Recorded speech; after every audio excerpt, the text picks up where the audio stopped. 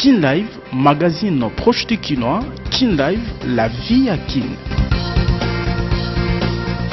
Bien, je disais que d'abord, les communicateurs sont des cadres du Fonds commun pour le Congo.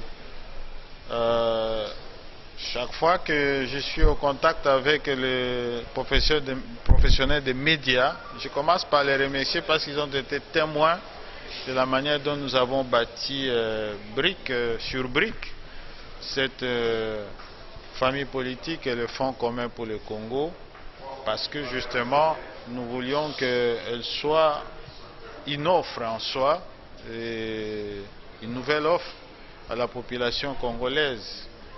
Et je crois que nous devrions aussi la bâtir sur des fondamentaux qui soient associés à la formation des cadres capables de participer à ce qui est requis par la Constitution. La Constitution veut que les partis politiques, et en ce compris les regroupements politiques ou les plateformes politiques, puissent contribuer à la formation de la conscience nationale, mais également former civiquement notre population. Vous ne pouvez donc pas offrir un tel service à la population si vous n'avez pas de cadres formés à cet effet. Nous prenons au sérieux notre population qui a une expérience maintenant démocratique de 3 élections libres, pluralistes, démocratiques, et donc qui s'est porté un jugement sur la qualité des services qui lui sont offerts. Donc je pense que c'est un exercice qui s'impose à nous et qui va dans le sens de respecter notre population, de manière à garder des courroies de transmission entre nous et elles, des courroies qui produisent des services de qualité, et ici il s'agit bien des services d'information. Il y a pas mal de choses qui se sont passées. D'abord, il faut partir de l'idée que la coalition cash, c'est une réalité.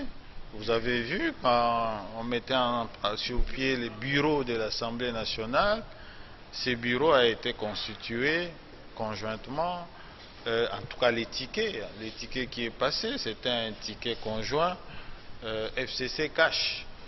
Et la démonstration qui a été faite était telle qu'il n'y avait pas d'ombre de doute que cette coalition marchait parfaitement bien, parce que nous avons vu quand même un candidat de cash qui a 47 députés, passer avec 350 voix. Mais nous avons vu également les candidats proposés par les FCC qui sont passés avec plus de 370 voix, alors que le FCC a à lui tout seul 339 députés. Donc il n'y a pas de doute que cette coalition est une réalité aujourd'hui. Je crois que le deuxième exemple clair, c'est celui de la désignation du Premier ministre aujourd'hui. Si vous avez bien suivi, il a été clairement indiqué que cela est le produit aussi bien de la Constitution qui prévoit les conditions dans lesquelles le Premier ministre doit être nommé, mais également d'un accord politique qui est un accord de coalition entre les deux forces les plus grandes en tout cas au pays, dont l'une était issue de l'opposition hier et l'autre de la majorité d'hier. Et de ce point de vue, je peux vous confirmer que la santé de la coalition, elle est bonne. Alors, est-ce qu'on pourrait avoir un gouvernement dans les jours qui viennent? Mais certainement, il n'y a pas de doute. Et les discussions, est-ce qu'elles se poursuivent? Mais le dialogue est permanent entre alliés. Et donc, rassurez-vous que ce dialogue-là, il se poursuit avec pour objectif de doter le pays le plus rapidement possible d'un gouvernement. Voilà. Jusque-là, nous travaillons en tant que coalition. Lorsque la coalition est identifiée, je crois qu'elle constitue la base. Y a-t-il des raisons pour que ceux qui n'en font pas partie puissent faire partie du gouvernement? C'est à eux de souscrire d'abord au programme commun de la coalition. Nous n'avons pas une telle offre jusque-là, que ceux qui ne sont pas de la coalition veulent bien nous rejoindre et adhérer au programme commun de la coalition. Nous n'avons pas cette offre, et donc je ne sais pas aller au-delà de ça. C'est ce que vous saurez à la fin de ces travaux. Il y a eu un constat pour songer à la criminalisation des communicateurs du UCC, parce que avant, vous avez vraiment réuni. Mais vous savez, nous sommes une plateforme en croissance. Nous ne sommes nés qu'il y a une année, 6 mois, je crois. Et je vous ai dit que nous essayons de bâtir cet édifice brique sur brique. Et à un certain moment, il faut savoir s'arrêter, faire une évaluation courageuse, reconnaître même des failles, pourquoi pas, et avant de se relancer. Mais il faut savoir aussi qu'il y a un changement de contexte aujourd'hui. Nous avons évolué hier dans un contexte où nous avions la direction du pays, une majorité qui occupait la direction de toutes les institutions nationales, mais aujourd'hui il y a eu une alternance politique à la tête du pays.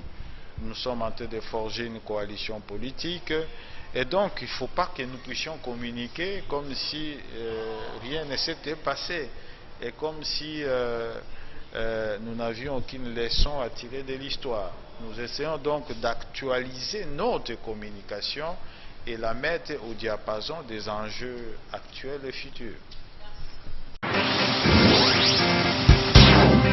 Kin Live, magazine proche du Kinois. Kin Live, la vie à Kin. N'en est pas un. C'est quoi la suite à cette polémique? Je ne pense pas que c'est le problème du diamant qui m'oppose à ce membre du gouvernement. C'est l'attitude inqualifiable qu'il a eue envers moi, envers mes droits, d'abord de personne, et mes droits de parlementaire qui posent problème et qui doit être questionné par l'Assemblée nationale. Bon, pour le diamant, c'est une affaire entre les propriétaires du diamant, moi qui suis leur élu, et les services techniques qui font des évaluations.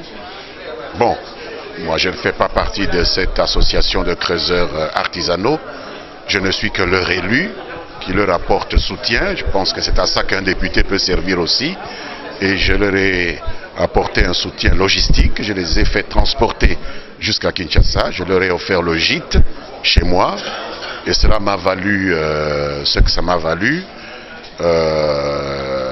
Je pense qu'à ce niveau-là, je n'ai pas grand-chose à déclarer. Ils ont fondé des espoirs sur une pierre qui n'avait pas la valeur qu'ils estimaient. J'imagine qu'ils sont très déçus. Je leur ai conseillé au moment où je prépare leur retour chez nous, à ce qu'ils puissent se mettre à l'ouvrage et ne pas se décourager. C'est tout ce qu'on peut dire. Oui. Mais de quel ministre parlons-nous? Il y a un ministre chargé des questions des mines. Aujourd'hui, c'est le ministre Yav Moulang qui a l'intérim du ministère des Mines. Basil Olongo n'a que l'intérim du ministère de l'Intérieur. Et moi qui suis un ancien ministre, je sais qu'il n'a aucune compétence en ce qui concerne les problèmes miniers. Il ne s'est mêlé de ce problème que parce qu'il a appris qu'il y avait un diamant supposé de grosse valeur qui passait par chez moi, parce que j'ai reçu des creuseurs artisanaux qui avaient tous leurs papiers et qui venaient de ma circonscription et qui m'ont demandé leur appui et leur accompagnement. Et donc c'est un abus qui doit être sanctionné et par le Parlement et par la justice.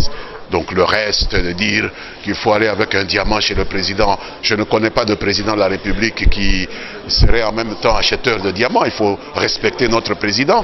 C'est quand même la première institution du pays. Qu'est-ce que c'est que ce pays où on peut réduire un président en acheteur de diamants?